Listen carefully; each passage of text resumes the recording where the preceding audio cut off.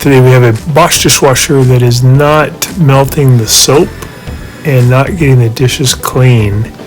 So oftentimes it's due to a problem with the fill valve not letting in enough water. And when you can't get enough water, the dishwasher just doesn't do really good. Here's the fill valve right here. It's really easy to change on this model. One way you can test it is you can put a cup in the upper rack like this one and run it for about 10 minutes. I did that and I found that there was no water in the cup, and also the soap was not getting melted, and the water level should be about to the top of this ring, but it's only about halfway up. So when the computer lets in water, not enough is getting in. It could be due to a worn out fill valve, or the filter in the fill valve might be clogged. So I'm going to unplug it. I'm going to turn off the water underneath the sink by turning to the right clockwise, righty-tighty, as tight as I can get it. And then I'll use a pair of pliers to undo the water line coming to the fill valve. I'm going to open the door almost all the way to give me a little bit more room to work. You can also remove the front panel, but it takes a little longer. It seems like it's easier just to open the door. So I'm going to unscrew this compression fitting. I'll put a little paper towel underneath because some water will come out. On this model, again, it's really easy to do this procedure. These fill valves are only about 30 bucks.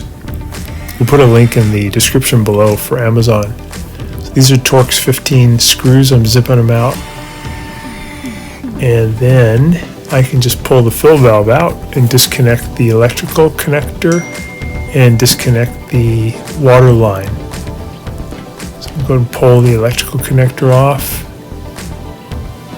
There we go. And then I'll use a pair of pliers to take the spring clamp and squeeze it, move it back by about an inch. And then I can grab the hose tightly and then wiggle the fill valve, twist and pull to get that to come off the hose. There we go. A little water will come out. Here's the new fill valve. Yeah, they're pretty inexpensive. And here is the elbow that doesn't come with the new one, so I have to take it off the old one. I grabbed the fill valve with a pair of vice grips. I'm using pliers to spin off the brass elbow.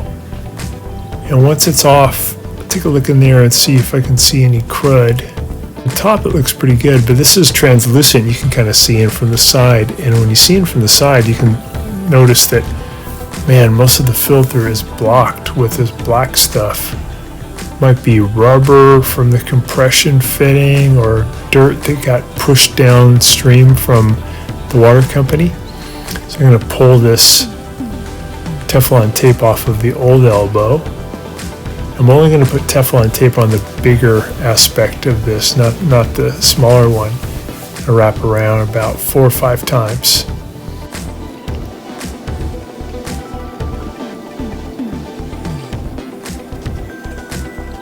Get it nice and tight on the threads, and then I'll feed it in and spin it hand tight. Then I'll grab with the vice grips and I'll spin it so that it lines up the same way it was before, where it's in line with the green solenoid. So they're both pointing the same way. There we go. And then I can install it.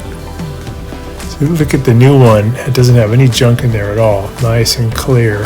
The old one is like, man, probably 60-70% occluded. So it's not letting in enough water because there's not enough room. So I'm going to push the tube back on, kind of twist and push. I'll actually grab the line with a pair of pliers.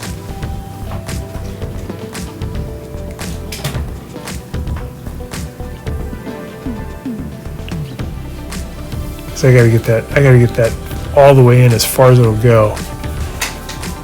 And then I'll use the pliers to depress the spring clamp and get the spring clamp put back on.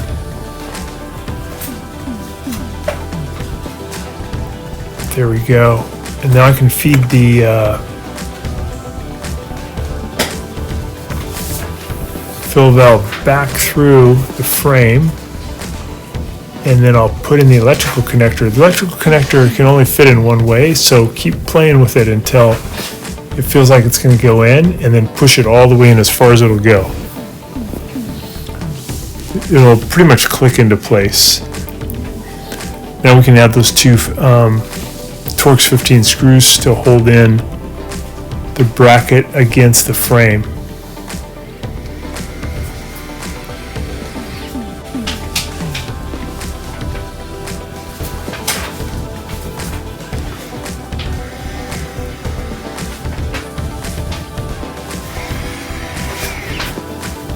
There we go.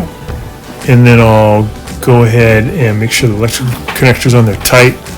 Put the compression fitting back on. So I just put the threads in position, and then I'll push in on the line and spin the nut with my left hand to feed it on. I'm going to feed it on, and then I'll use the pliers to get it tight. So go ahead and get this one really tight. This is doesn't have the Teflon tape, it just uses a rubber compression fitting to get a watertight seal. Get that all the way on, and once you have it, you can go ahead and turn the water back on and then plug it in and take it for a test. This is a pretty easy procedure on this machine. So lefty-loosey, you're going to go counterclockwise all the way open as far as it'll go, and that's going to give you the best water pressure, and then we'll plug it in, and we can give it a test. Drain out the water first. I'm going to reset it. I'll press this button for 3 seconds. This is the start button. 1, 2, 3, and that will reset the computer, and also it'll drain out any water that's in there. Probably a good thing to do before you test the cycle. So here is the little cup I put in there prior to the test. Close it, turn on the power. I'm going to pick the heaviest duty cycle there is. Also, I want to test the heater, so I'm going to, once I get it over there to heavy wash, I'm going to also press the sanitize button, and that will give us the hottest wash possible, because I want to make sure there's a lot of steam that comes out. Go ahead and start it, and then take a little time for it to fire up. Just showing the customer here that all the junk that was caught in there. Customer had a good point. They said, is this, oh yeah, now we're testing it. We opened it up after 10 minutes, and it's all the way full, and all the soap had been melted, so that totally fixed it. It just needed a new fill valve to allow more water to come in. Yeah, they said, could I just fix this myself? And I said, yeah, you can remove the fill valve. Instead of getting a new part, you can remove the screws, and then you can clean the filter. Just pull it out with a pair of pliers. But a lot of stuff caught in there. It just blocks the amount of water that can come in in the given amount of time the computer lets the water come in. It just doesn't let enough come in. So if you clean that and put it all back together, it'd probably work.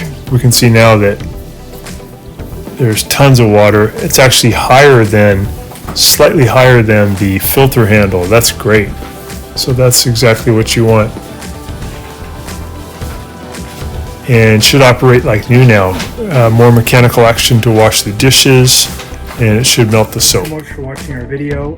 Please leave any comments or questions in the comment section below. We really appreciate that.